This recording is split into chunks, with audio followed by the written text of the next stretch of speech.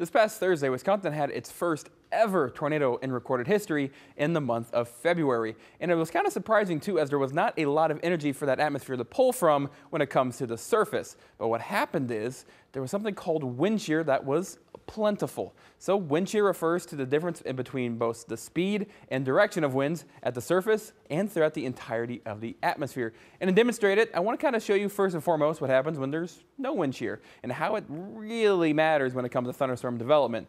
So we take, for example, here we have winds at the exact same speed throughout the entirety of the atmosphere. So of course we have our updraft sending a lot of that moisture up into the atmosphere where it cools, condenses, and then starts to fall as rain. And as that rain's falling, well, winds are going to start to fall as well as they create some drag called a downdraft. So what happens is when there's no short of wind shear, that's when we have an updraft and a downdraft at the same place, and they cancel each other out. The thunderstorms like this normally are called pulse thunderstorms and only last 20 to even 30 minutes. But yesterday, for example, we had a massive amount of wind shear, very, very strong. So when it comes to it, we had some lighter winds. I'm quoting that because we still had 35, 40 mile per hour wind gusts at the surface, but higher up in the atmosphere, they were much, much stronger.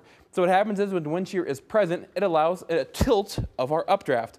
That means any sort of moisture that's the surface here is going to be transported at an angle to where out in front of it, where the anchor normally is for when it comes to our cumulonimbus clouds. So as that rain starts to collect out in front of the storm, it's able to fall as rain, and of course we get the downdraft. But since there is a tilt and it's not directly close to each other, well, they're not going to cancel each other out, allowing storms to be sustained and continue on for longer and longer durations. And to top it off, the differential when it comes to the direction caused for rotation to happen, and that's why yesterday we had our first ever February tornado in the state of Wisconsin.